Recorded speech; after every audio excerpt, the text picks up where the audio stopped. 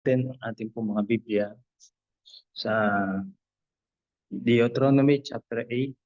Deuteronomy chapter 8. Ating pong babasahin ang verse number 7 hanggang verse number 20. Deuteronomy chapter 8. Magsisimula po tayo sa talatang 7 at tayo magtatapos sa talatang 20. Ganito po ang sinasabi ng salita ng Diyos. In verse number 7.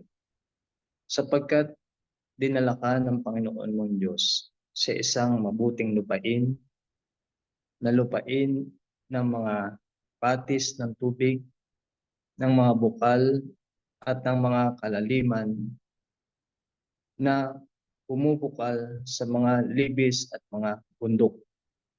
Lupain ng trigo at ng sibada at ng puno ng ubas at ng mga puno ng igos at ng mga granada, lupain ng mga puno ng olibo at ng mga pulo. Verse 9 po, lupain na kakainan mo ng tinapay na di kapos, na walang magkukulang sa iyo roon. Lupain na ang mga bato ay bakal at mga kaniyang mga burol ay makukunan mo ng tanso.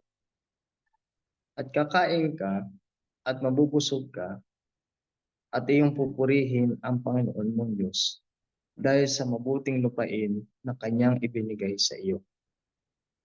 Verse 11 po, mag-ingat ka na baka iyong malimutan ang Panginoon mong Diyos sa hindi mo pagtupad ng kanyang mga utos at ng kanyang mga kahatulan at ng kaniyang mga palatuntunan na aking iniuutos sa iyo sa araw na ito. Baka pagka ikaw ay makakain at mabusog at makapagtayo ng mabuting bahay o mabubuting bahay ay iyong natahanan, at pagka ang iyong mga bakahan at ang iyong mga kawan ay dumami at ang iyong pilak at ang iyong ginto ay dumami at ang lahat ng tinatangkilik mo ay dumami, ay magmataas ang iyong puso at iyong malimutan ang Panginoon mong Diyos na naglabas sa iyo sa lupain ng Ehipto sa bahay ng pagkaalipin, na siyang pumatnubay sa iyo sa malaki at kakilakilabot na ilang na tinatahanan ng mga makabandag na ahas at mga alakdan at uhaw na lupa na walang tubig, na siyang naglabas sa iyo ng tubig mula sa batong tingkian, na siyang nagpakain sa iyo ng mana sa ilang, na hindi nakilala ng iyong mga magulang upang kaniyang mapangumbaba ka at kaniyang subukin ka na pabutihin ka sa iyong wakas. At baka iyong sabihin sa iyong puso, ang aking kapangyarihan at ang lakas ng aking kamay ang siyang nagbigay sa akin ng kayamanang ito. Kundi iyong alalahanin ang Panginoon mong Diyos, sapagkat siya ang nagbigay sa iyo ng kapangyarihan upang magkaroon ka ng kayamanan, upang kaniyang papagtibayin ang kaniyang tipan na kaniyang isinumpa sa iyong mga magulang gaya nga sa araw na ito. At mangyayari na kung iyong kalilimutan ang Panginoon mong Diyos at ikaw ay susunod sa ibang mga Diyos at iyong paglilingkuran sila at iyong sasambahin sila, ay aking pinatutuhanan laban sa inyo sa araw na ito na kayo'y tunay na malilipol.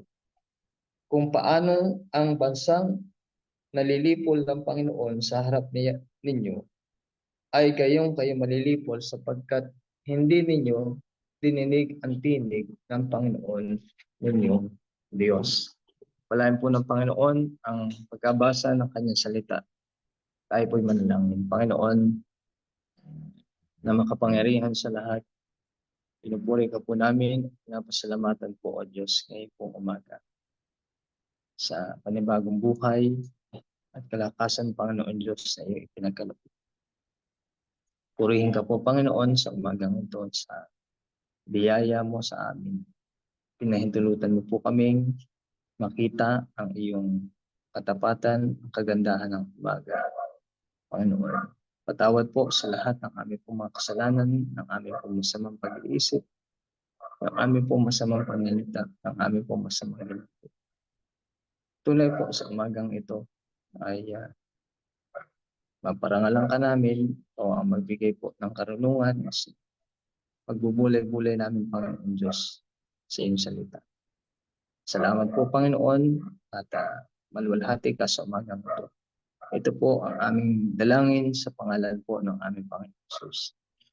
Amen. Amen. Okay. Muli po, magandang umaga sa atin. Ang mensahe po ng ating pong Panginoon sa buhay po na bawat isa po sa atin.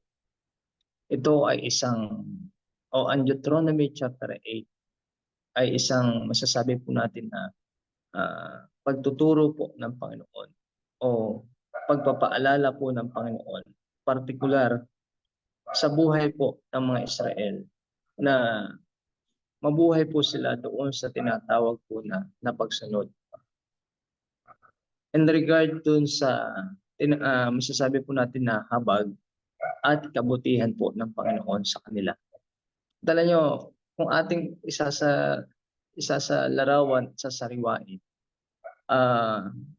tayo din po ay kinahabagan ng ating po Panginoon.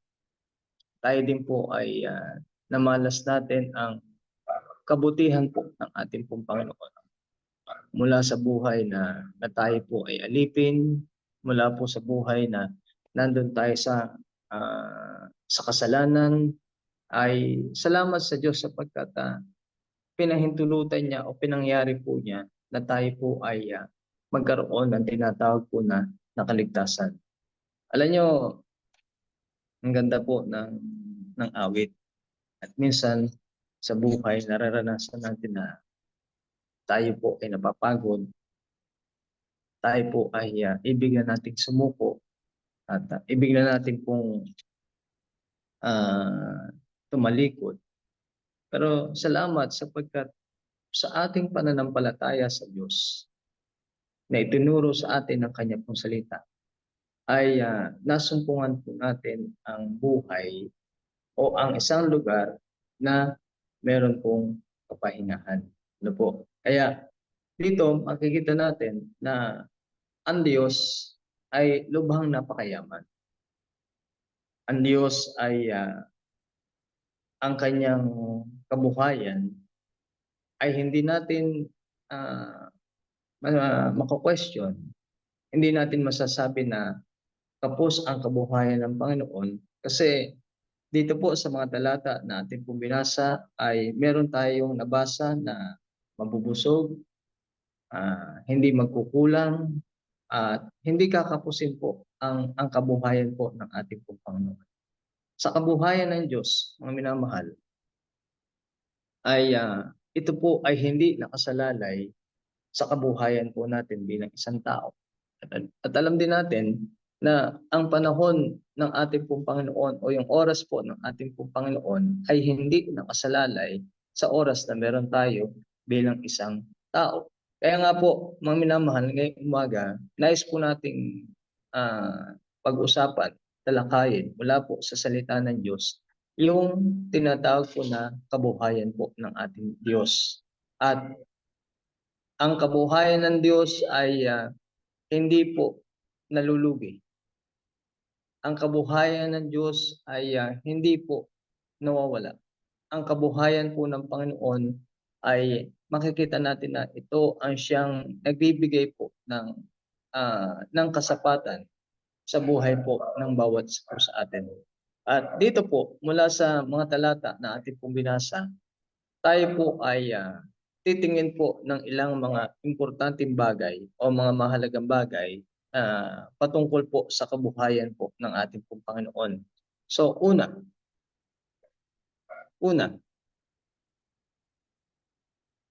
ang ebidensya ng kabuhayan po ng Panginoon.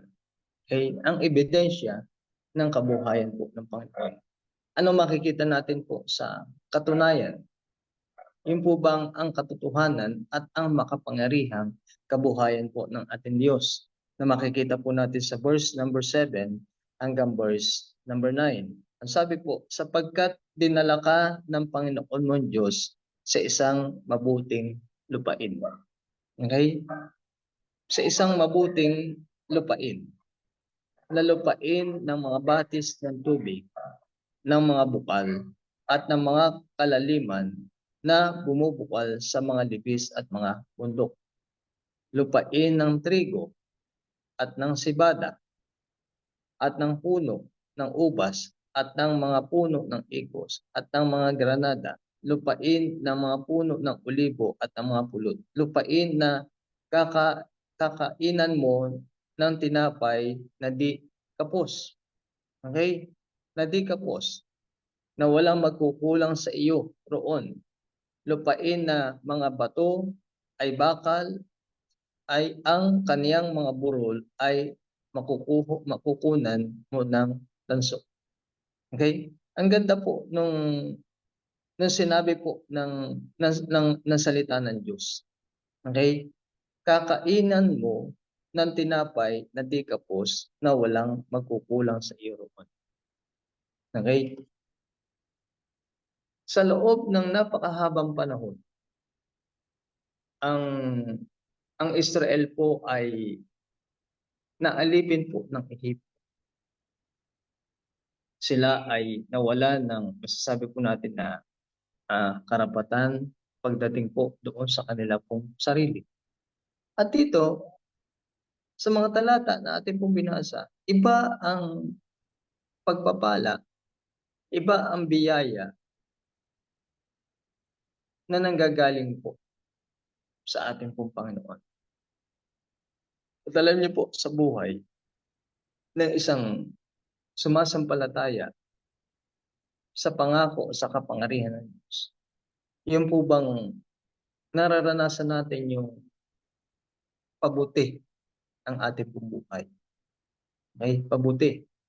Hindi na yung pag tayo po ay tinanong at sinabi sa ating kumusta tayo, yung ating dating sinasabi o yung kasabihan ng mga hindi Kristiyano, ganun pa rin, walang pagbabago.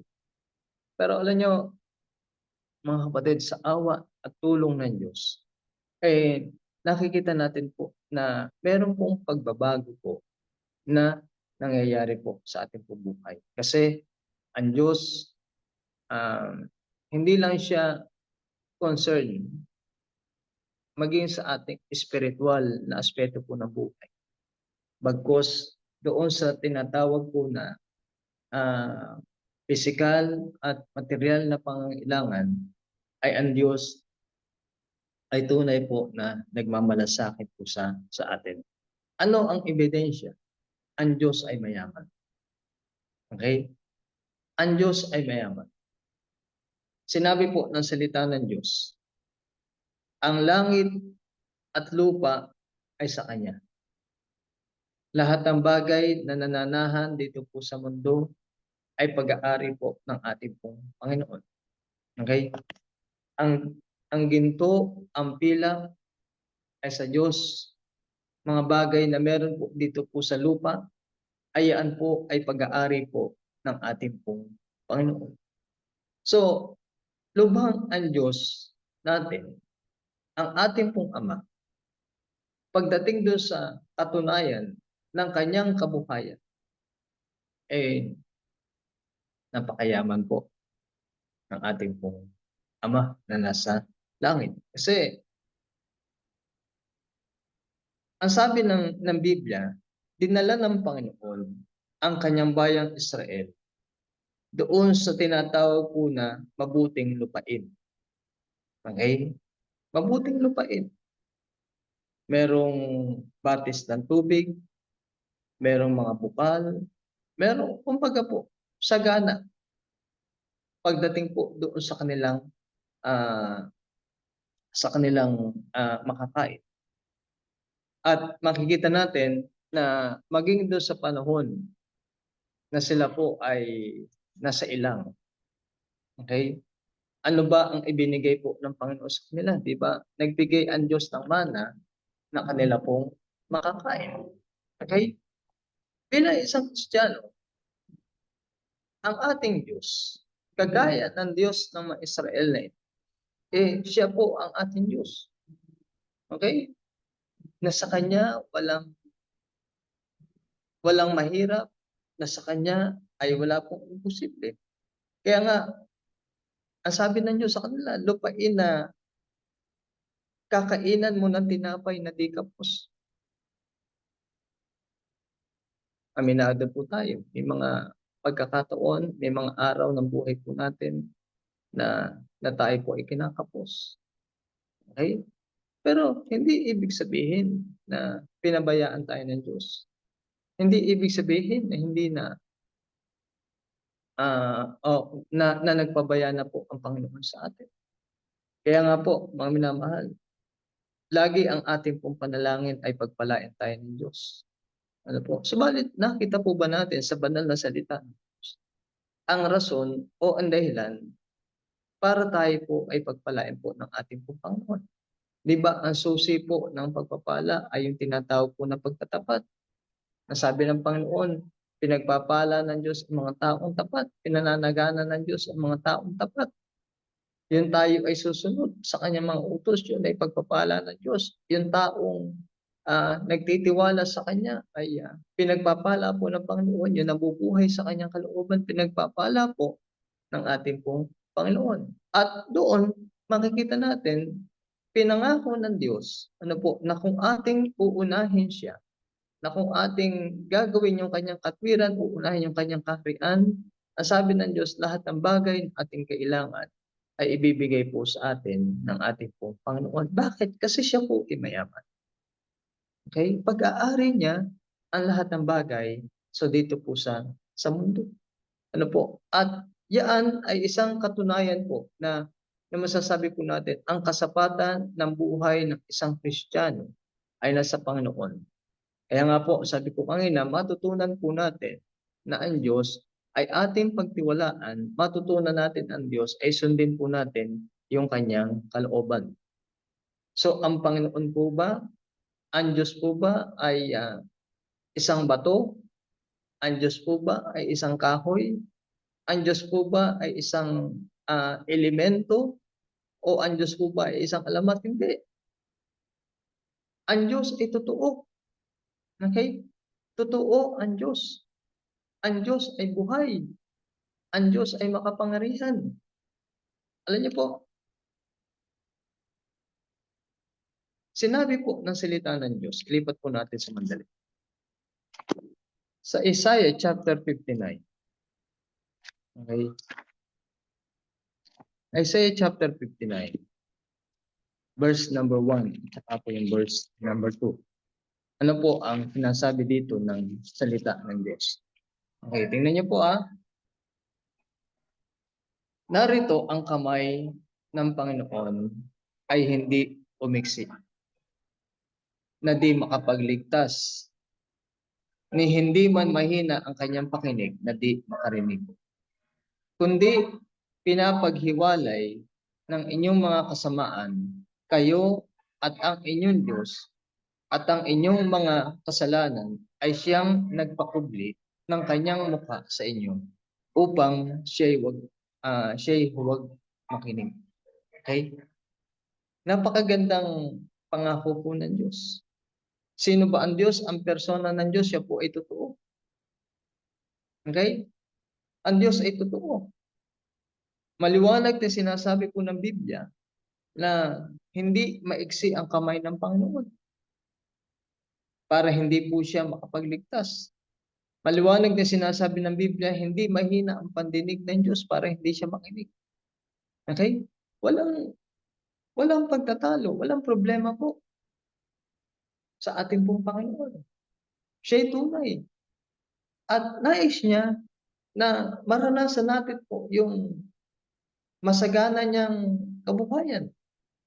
Nais ng Diyos na maranasan natin po yung kanyang masaganang pagpapala. Pero makikita natin, ang Diyos ay marunong po siya. Marunong sa lahat po ang ating pong Panginoon. Ang sabi diyan, kundi pinapaghiwalay ng inyong mga kasamaan. Okay? Pinapaghiwalay kayo ng inyong mga ng inyong kasalanan. Okay? At dito makikita natin na ang kasamaan at ang kasalanan, siya ang nagpakubli sa mukha ng ating Panginoon. And ang sabi ng Biblia, upang siya'y huwag makinig. So, may dahilan ang Diyos minsan bakit hindi siya nakikinig sa ating mga panalangin. Kaya nga po, sa pag-aaral, makikita natin na sa bawat pangyayari na hindi maganda, o kakulangan man na meron tayo sa buhay, okay, karamdaman man na meron tayo sa buhay, problema man na meron tayo po sa buhay, okay, kahirapan man na ating pong nararanasan, yung po bang pag tinignan natin ito, ay tingnan natin po ng tama. Tingnan natin po ng merong dahilan. Tingnan natin po ng masasabi natin na sa isang tamang kaisipan. At lagi makikita natin merong mali na nais ng Diyos na ating tama. Merong kasalanan na nais ng Diyos na ito po ay ihingi po natin ng tawad po sa Kanya. Kaya alam nyo, naibahagi ko nga po kagabi, mahirap maranasan yung buhay na ang Diyos ay hindi nakikinig sa ating pong mga panalangin. Mahirap mabuhay doon sa buhay na ang layo ng presensya po ng ating pong Panginoon. Kaya nga po, mga minamahal, ang Diyos natin ay buhay. Ang Diyos natin ay totoo. Okay? And ang Diyos natin, kumbaga po, karapat dapat po siyang paglagakan po ng pagtitiwala. Okay? Hindi lang available yung tulong ng Diyos. Hindi lang available po yung kabuhayan ng Diyos. Kundi able po, kaya ng Panginoon. Mga minamahal, naabutin po tayo pagdating po doon sa ating po mga pangangailangan. Kaya nga po, doon sa mga talata na ating pong binasa, ano po yung mga makikita natin na nakaloob ng ating pong Panginoon. Merong mabuting lupain, merong lupain ng mga batis ng tubig, may bukal, may kalaliman, ano po, merong trigo, merong sibada, may puno ng ubas, may puno ng igos, okay? Mga pagkain, puno ng ulibo at ng mga pulot, okay? Lupain, nakakainan, ang sabi ng Panginoon, may tinapay na di kapos, walang magkukulang sa iroon, sabi ng Panginoon, lupain ng mga bato ay bakal at kanyang mga burol ay makukunan mo ng tanso. Okay? Kaya, kung mapapansin po natin, hindi nagkamali ang Diyos sa buhay na pinagdalan ko sa atin. Hindi nagkamali ang Diyos sa pamilya na ating kinagisnan. Hindi nagkamali ang Diyos sa bawat tahanan at kung saan tayo po ay kabilang. Okay? At alam nyo, yun po pang lagi kung ang lugar na ating kinalalagyan. Okay? Kung ang tahanan na ating kinalalagyan, yan ay ang lugar at tahanan na inilaan ng Diyos sa buhay natin. Yan ang tahanan niya at yan ang lugar na tayo po ay pagpapalain po ng Panginoon. Dahil again po, hindi siya nagkamali ng paglalagay po niya sa bawat iglesia na ating pong kinabibilangan. Okay? Walang malaking gawain, walang maliit na gawain, kundi ang gawain ng Diyos ay lagi siyang nakil. At alam nyo, sa gawain ng Diyos, sa pagtatapat, at pagtatapatan natin ng gawain ng Diyos, pagtatapatan natin ating pong mga paglilingkod, Mga minamahal, makikita natin po ang pagpapala ng kabuhayan po ng ating pong Panginoon. Kaya nga, doon masasabi po natin na ang Diyos, sabi niya, hindi dumating sa inyo ang anumang uri ng tukso o ng pagsubok na hindi ninyo kaya. Bakit? Ang Diyos ay tapat. Sa katapatan ng Diyos, mga minamahal, makikita natin na siya po ay andun po ang paraan ng pag-ilag, andun po ang paraan ng pananagumpay po laban po sa mga pagsubok po nangyayari sa atin. And minsan, sa buhay na nararanasan natin ang kakulangan para bang nagre-rebelde na tayo sa Diyos. Nararanasan natin ang problema na para bang sumusuko na tayo, nagiging talunan na po tayo. Mga minamahal, ang Diyos natin ay Diyos na mayaman. Ang Diyos natin ay Diyos na siya po ay totoo. Ang Diyos natin ay Diyos na siya po ay karapat-dapat na ating pong pagtiwalaan. Ano po? Okay. Makita natin pangalawa na po yung tinatawag po na praktikal na pagtuturo o praktikal na turo ng Diyos patungkol sa kanyang kabuhayan. Ano po? Anong sinasabi po sa verse number 10? At kakain ka at mabubusog ka at iyong pupurihin ang Panginoon mong Diyos dahil sa mabuting lupain na kanyang ibinigay sa iyo. 11. Mag-ingat ka na baka iyong malimutan ang Panginoon mong Diyos sa hindi mo pagtupad ng kanyang mga utos. Okay? At ng kanyang mga kahatulan at ng kanyang mga palatuntunan na aking iniuutos sa iyo sa araw na ito. Baka pagka ikaw ay nakakain at nabusog at nakapagtayo ng mga mabubuting bahay at iyong natahanan at pagka ang iyong mga bakahan at ang iyong mga kawan ay dumami at ang iyong pilak at ang iyong ginto ay dumami at ang lahat ng tinatangkilik mo ay dumami at magmataas ang iyong puso at iyong malimutan ang Panginoon mong Diyos na naglabas sa iyo sa lupain ng Ehipto sa bahay ng pagkalipin. Okay? In verse number 10 hanggang verse number 14, ano ang pakahulugan ng tinatawag po na kabuhayan ng Diyos?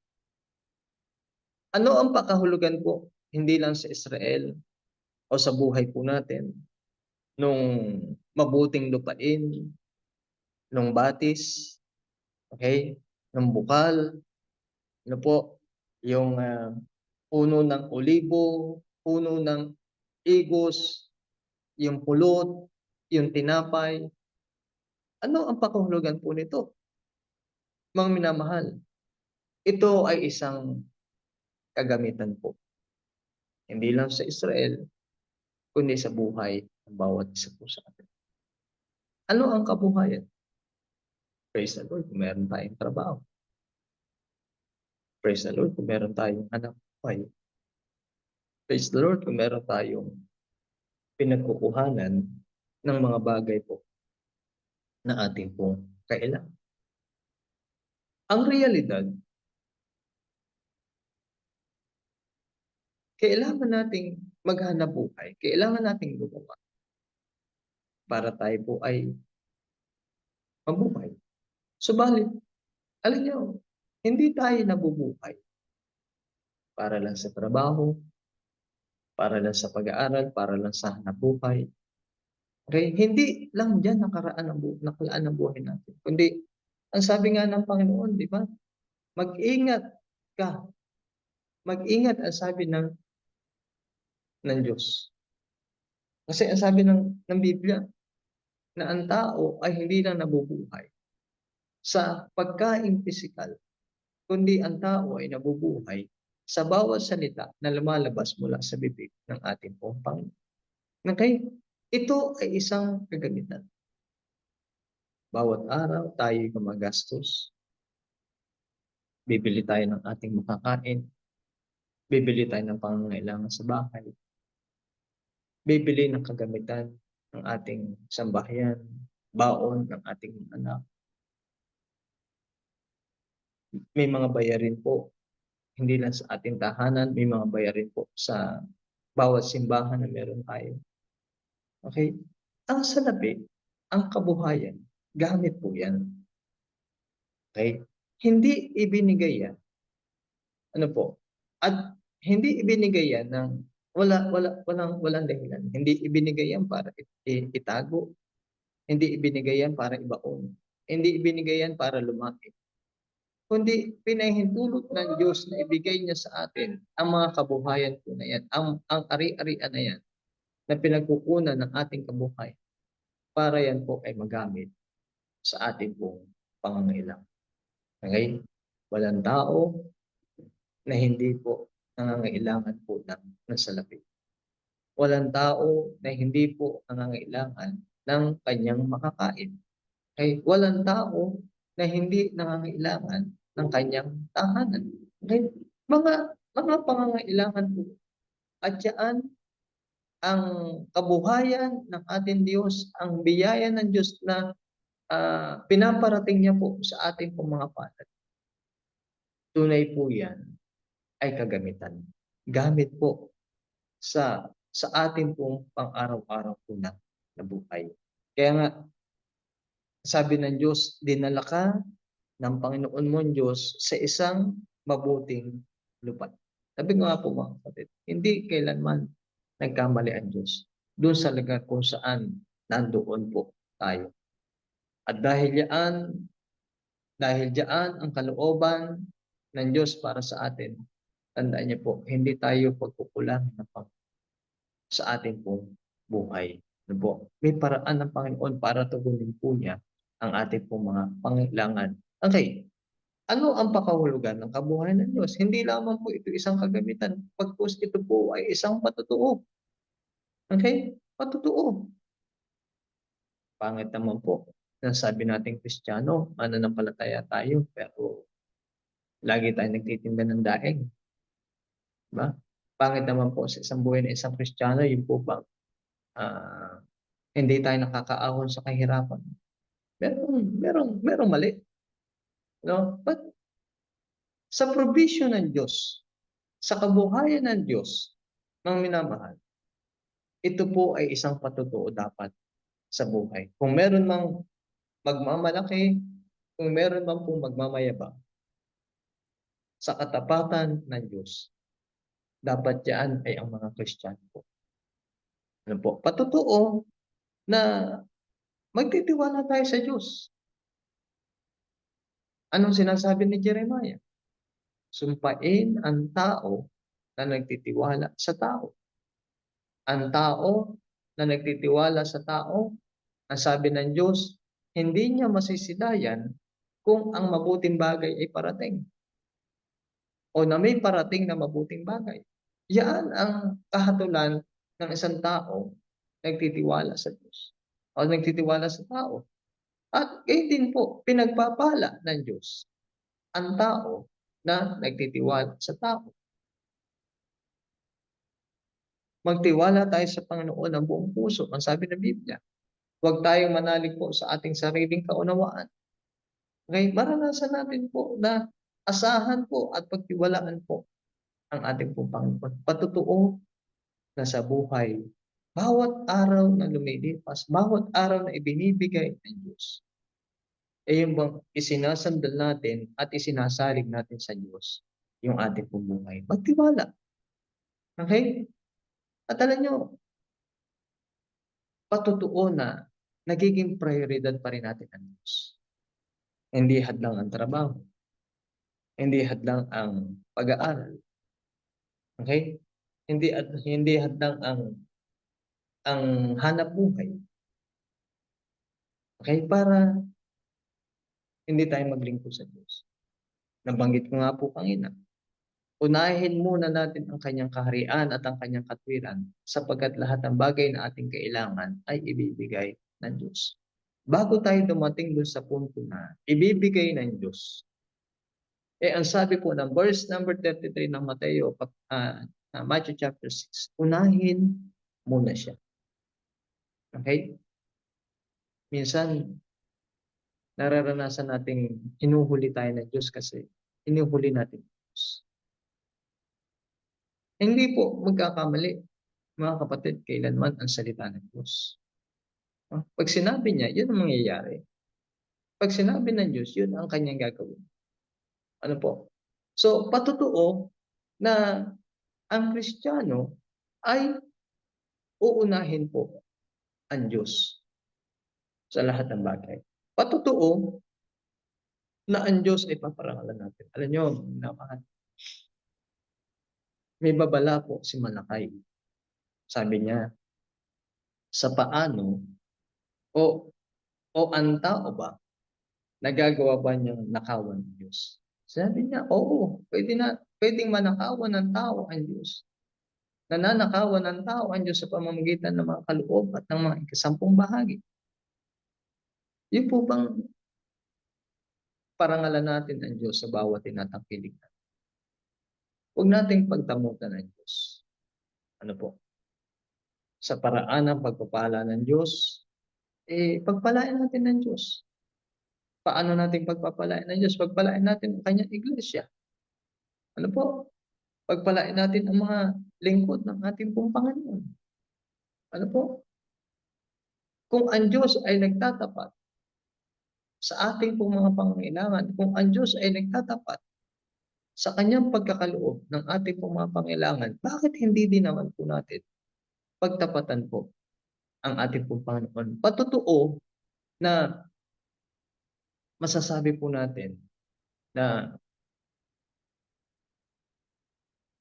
kung meron man pong pwedeng magpaunlad ng ating buhay, yan po ay wala iba, kundi po ang ating pong Panginoon. Okay? Ikatlo po na makikita natin, mga kapatid.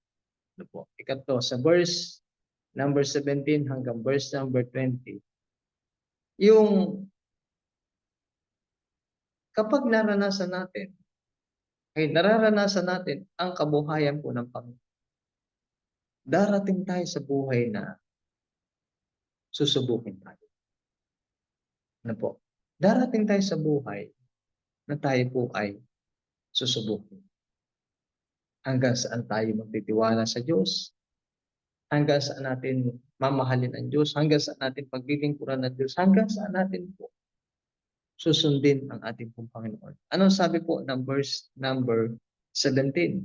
At baka iyong sabihin sa iyong puso. Tingnan niyo po ang aking kapangyarihan at ang lakas ng aking kamay ang siyang nagbigay sa akin ng kayamanan ito. Kahangalan po yun, mga kapatid. Yun po bang, bakit saan ba galing yung buhay natin? Di ba sa Diyos? Saan ba galing yung lakas natin? Di ba sa Diyos? Saan ba galing yung ating karunungan? Di ba sa Diyos? At alam nyo, huwag tayong magmayabang sa Diyos. Minsan, yung mga Kristiyano daw na nagsasabi, mananampalataya daw sila. Pero, saan sila nagtitiwala? Saan sila nagtitiwala? Doon sa kanilang kabuhayan. Hindi masama ang kabuhayan. Hindi masama ang salapi. Di ba sabi nga, pero bakit siya nagiging masama? Ang pag-ibig sa salapi nagiging ugat ng lahat ng kasalanan. Sa pagtitiwala natin na higit sa mga bagay na meron tayo na higit sa Diyos, tayo po ay nagkakasala sa ating buhay. Huwag natin gawing Diyos ang pera.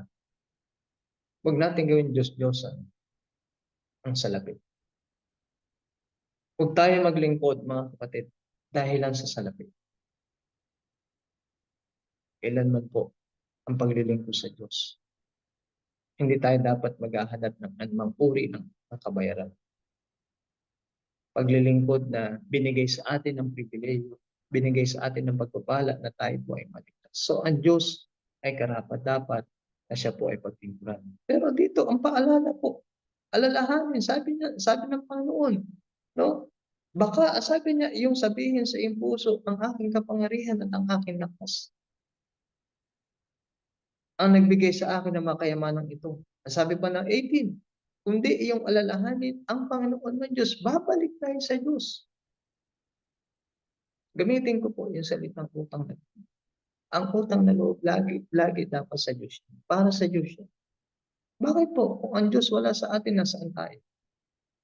Kung di tayo nilingap ng Diyos, nasaan tayo? Kung di tayo ginagabayan ng Diyos, nasaan po ang ating pong buhay? Alalahanin natin, ang sabi ng Biblia, ang Panginoon mong Diyos sapagkat siya ang nagbigay sa iyo ng kapangyarihan upang magkaroon ka ng kayamanan, upang kaniyang papagtibayin ang kaniyang tipan ng kaniyang isinumpa sa iyong mga magulang gaya nga sa araw na ito. 19. At mangyayari na kung iyong kalilimutan ang Panginoon mong Diyos at ikaw ay susunod sa ibang mga Diyos at iyong paglilingkuran sila at iyong sasambahin sila ay aking, sabi niya, pinatutuhanan laban sa inyo sa araw na ito na kayo'y tunay na malilipol. Kung paano ang bansang nililipol ng Panginoon sa harap ninyo ay kayo malilipol sapagkat hindi ninyo dininig ang tinig ng Panginoon ninyong Diyos. May pagsuway po. May paglipol sa mga taong matitigas ang ulo. May pagpalo ang Diyos sa mga mananampalatayang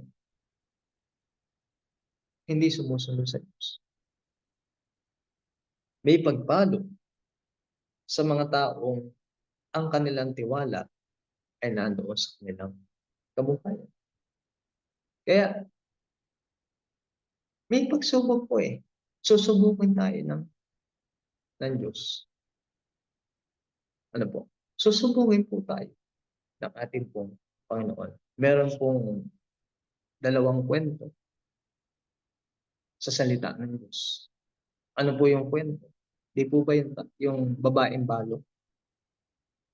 Dumating si Elijah sa kanilang tahanan. Okay? Si Elijah ay lingkod ng Diyos. Ang sabi ni Elijah, pakanin ninyo ako. Ang sabi ng balo, meron na lamang kaming konting harina, konting mantika, 2 patpat. Na kapag kinain nilang mag-ina, sila po'y mamamatay. Pero alam niyo, dahil ang babaeng balo, naniniwala na yung kanyang pinakain ay ang lingkod. Naniniwala siya sa salita. Siya po ay sumunod. So ano nangyari? Sa pagpapaiksi ng kwento, napuno yung kanyang banga ng harina, yung kanyang takalan ng mantika ay napuno. At nakakain sila sa mahabang panahon. Ano po? Kahit dumating po ang susunod na tag-ani, hindi pa rin po mauubusan ang kanilang kabuhayan. Ganun magpala ang Diyos. Ganun magpala ang Diyos. Tama ang sabi, hindi magkukulang. Hindi kapos ang pagpapala ng Diyos. Pero meron ding isang tao na ang kanyang kayamanan naging hadlang para hindi siya manampalataya sa Panginoon Kristo. Anong sabi ng tao? Anong kailangan kong gawin upang ako'y magmana ng kaharian ng langit? Alam po, sinubok siya ng Diyos. Sabi sa kanya ng Diyos, ipagbili mo ang lahat ng iyong ari-arian at ipamahagi mo sa nangangailangan. So nalungkot siya, ang taong mayaman. Kaya nga, sinabi ng Diyos sa kanya, napakahirap sa isang taong mayaman na pumunta ng kaharian. Mga minamahal, sabi ko nga po, gamit natin ito. Ang kabuhayan gamit. Ang kabuhayan hindi para tayo po ay gawing alipin. Kaya matutunan natin po na pagtiwalaan ng Diyos. Maging masagana tayo, hingin natin lagi sa Diyos. Maging masagana tayo. Pagdating po sa kabuhayan po ng ating pong Panginoon. Kaya salamat po sa Diyos. Tulungan tayo ng Diyos na magamit natin ang susi. Magamit natin ang susi para mabuksan ang bintana ng mga pagpapala at ng kabuhayan ng Diyos. Makita natin po ang pamamaraan para sa buhay, maranasan natin yung sumasaganang biyaya po ng ating Panginoon. At nawa po, ngayong umaga, tayo po ay natulungan ng Diyos. Parangalan natin ang Diyos sa bawat mga tinatangkilik natin. Pagtiwalaan natin ang Diyos sa bawat kabuhay na dinadala ng Diyos sa bawat buhay ko. Paglingkuran natin ang Diyos, mga kapatid, sa napakaraming pagpapala na meron tayo. Magpatuloy po tayo na maglingkod po sa atin po, Panginoon. Tayo po ay manalangin, tayo po ay mo. Let's pray. Dakilang Diyos na makapangyarihan sa lahat. Pupuri po kami at nagpapasalamat, Panginoon, sa umagang ito. Nawa po, ang aming pong buhay ay kinatagpo niyo, Panginoon, sa pamamagitan ng iyong mga salita. Panginoon, ikaw po ang siyang aming pinaparangalan sa bawat biyaya, bawat mabubuting bagay na pinaparating niyo po sa aming mga tahanan. Salamat sa inyong kabuhayan, Panginoon. Patawad po sa buhay na nalilimot ka namin, sa buhay na tinatalikuran ka namin, sa buhay na kami naghahanap na ibang Diyos na aming pumasasama. Patawad po sa buhay na naipagpapalit ka namin, Panginoon, sa aming mga kabuhayan. Kaya ngayong umaga, maalala ka namin, manumbalik kami sa inyo. May mga po'y nagkulang, may mga po'y nagkasala. Lord, kami ay matutunan namin na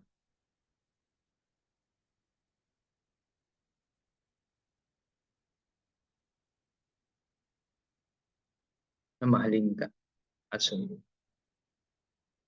Nawa po, napalakas kami ng iyong salita. Ang iyong salita ay tunay na naging aral sa buhay po ng bawat isa sa atin. Amin pong idinadalangin sa inyo, ang aming pastor, Pastor Jeremy, Sister Marjorie, na kasalukuyan po silang nagbibiyahe patungo po ng Amerika. Lord, tanganan mo po ang kanila pong buhay, ang eroplano na kanila pong sinasakyan. Inyo pong tanganan, O Diyos, ang iyong makapangyarihang kamay. Maranasan nila, sampu ng kanila pong mga kasama sa eroplano, ang iyong presensya, ang iyong protection, lalo tigit ang iyong provision. Sa tulong at awa mo, sila po ay makakalapag sa Amerika ng ligtas at payaman. Natawa po, maging magpapala sila sa kanilang pagdalo ng True Church Conference.